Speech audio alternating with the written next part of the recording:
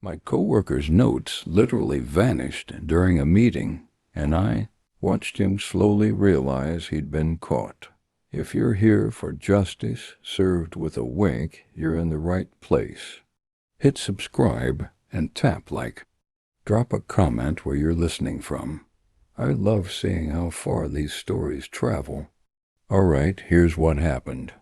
I'm Ethan Miller, 35, born and raised in a Midwestern neighborhood where people fix lawnmowers on Saturdays and borrow tools like it's an honor. My job is downtown marketing. Our office is one of those glass boxes facing 3rd Street where the espresso machine never quits and someone always microwaves fish at lunch. I keep my desk simple, a small ceramic cup for pens, a photo of my niece with a sticker on the corner, a stack of client briefs. Little rituals, little order. Pens felt like tiny anchors, so when a pen disappeared, I blamed myself. I'd pat my pockets on the L ride home, mutter, must have left it in a meeting, or convince myself I'd tucked it into a folder. Embarrassment tasted like metal in my mouth, that quiet burn of thinking you're scatterbrained. I started counting pens in the morning like a man checking his locks. 3, 2, 2, 1. It got ridiculous. I pictured myself as the office absent-minded professor and hated it. Then one slow Thursday, I was at the copier grabbing a stack of printouts when Dave walked by. Dave, tall, casual grin, the guy who'd high-five you for surviving a Monday. He had one of my black click pens tucked behind his ear like it was part of his outfit, except there was that tiny faded sticker I'd put on the clip after my niece borrowed it last summer. A dumb sticker, but unmistakable. My stomach hiccuped from shame to cold clarity in a heartbeat. I didn't call him out. Not right away. There's 1,000 reasons you don't start a war over a pen. It's petty. You don't want to be that guy. HR is a thing. And besides, people say some folks are forgetful. So I smiled, kept a few backup pens, and cursed under my breath. That's the honest truth. I stewed. I felt that heat behind my eyes when someone takes something small and acts like it's nothing. That combination of humiliation and being underestimated. I wanted to teach him a lesson without making it grotesque.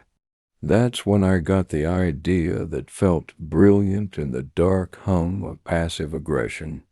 If he was going to treat my pens like communal property, then I could make a pen demonstrate what borrowed really meant.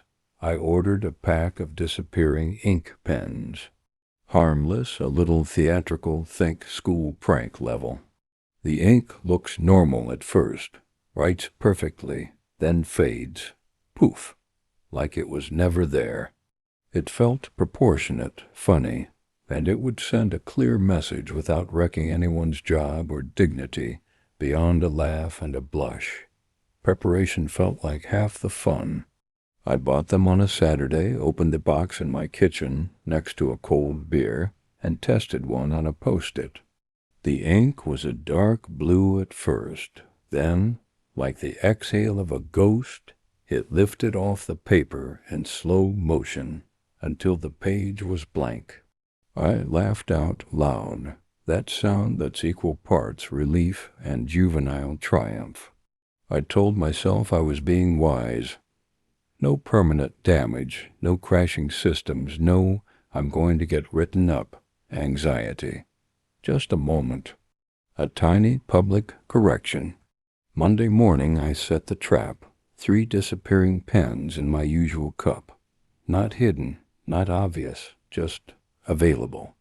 Like leaving a cookie jar out for someone who's proven they'll take a handful. Then a small logistical miracle. I had to step away. Coffee run, bathroom, the universe's way of saying, "Go watch." Of course, Dave walked by and slipped a pen into his pocket without a word. No asking, no eye contact, just instinct. He didn't even look like he knew what he'd done. I felt equal parts satisfaction and vindication. He hadn't been set up in a conversation. He had taken it when I wasn't there. That made him solely responsible for what happened next. The day I waited for came on a gray Thursday. We had a 10 a.m. strategy meeting in the glass room overlooking 3rd Street, the kind of meeting where everyone pretends 3 slides is a strategy. I'd brought a travel mug of coffee and sat by the window, pretending to look at my laptop. Dave came in and sat with that casual swagger. I watched his fingers close around my new, disappearing ink pen from the corner of my eye. He loved the look of new pens, like a kid with a new gadget. He scribbled as the meeting started, writing down bullet points and client names. His handwriting is quick, angular. He takes notes like he expects someone to quiz him later. Classic office posture, one elbow on the table, other hand flipping through a notebook. For a few blessed minutes, everything was normal. He nodded during Logan, our account manager's presentation on Q4, made a note when the account manager said, "Increase ROI," and laughed at a joke about an account's creative brief. I felt a slow, guilty thrill. I'm not proud of enjoying someone's small embarrassment, but there it was, the tight, anticipatory feeling in my chest, like being 10 and about to pull the trapdoor at a magic show. Then the pen began to do its thing. He glanced down, then up. His face changed in real time. Confusion, irritation, the small panic of someone who realizes their scaffolding is gone. "Did anyone else?" he asked, voice getting that high tremor of disbelief. The room tuned in. People looked up, phones lowered, Logan raised an eyebrow. Dave flipped the page like it might reload. His hands that had been swift now trembled just enough to make his tapping obvious. He tried another pen, a plain blue ballpoint someone tossed him, and the words held. He tapped the trick pen with more force, eyes darting around. The laugh he gave was thin. You could hear the forced edges. "Weird," he said, but the word didn't land like a joke. Watching him go from confident to slightly undone was oddly clean. Not cruel, corrective, the kind of discipline that doesn't require shouting. When the meeting broke, there was no shouting match, no blown-up confrontation, no HR. Dave walked back to his desk with that same easy stride, but with a pen now clipped to his shirt pocket, his formerly casual habit replaced by a small, embarrassed armor. I felt relief more than triumph. The tightness released from my chest and was replaced by a slow, amused warmth. Justice had been served with a wink rather than a wrecking ball. I kept my face neutral through it. That's key. If you act like you're gloating, people will twist the narrative. If you act like nothing happened, your little corrective becomes folklore. Afterward, the office vibe shifted a shade. People still joked about deadlines and serotonin in their diets. But nobody treated my pens like free office swag anymore. Dave stopped pocketing things he hadn't asked for. He even started bringing his own pens to meetings, which felt like victory wrapped in boredom, the best kind. I tucked one disappearing pen in a drawer like a little totem, not because I wanted to gloat, but because it reminded me of something important. Responses are choices. You can choose to let little things pile up until they become resentments that corrode relationships and productivity, or you can address them without transforming yourself into an antagonist. There's a nuance here worth saying out loud. Revenge is a loaded word.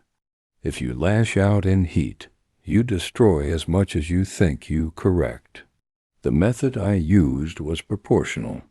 No career damage, no humiliation that lasts beyond a laugh and a taught lesson, no reputational casualty. It felt ethical because it repaired a boundary rather than punished a person. That matters if you want to sleep at night and still be able to work with the same people. Boundaries in shared spaces are like fences. They don't have to be high or cruel to do their job. Sometimes a small, clever nudge is all it takes to remind someone where the line is. Be thoughtful about how you respond. Be proportionate. And know that there's satisfaction in correction, not ruin. If this story hit the sweet spot, like, subscribe, and tell me in the comments, what's your tiniest, pettiest revenge that actually worked? Did you go subtle like me or nuclear? I read every story, and your best ones might be featured next time. Share this with someone who appreciates a tidy little lesson. They'll laugh, I promise.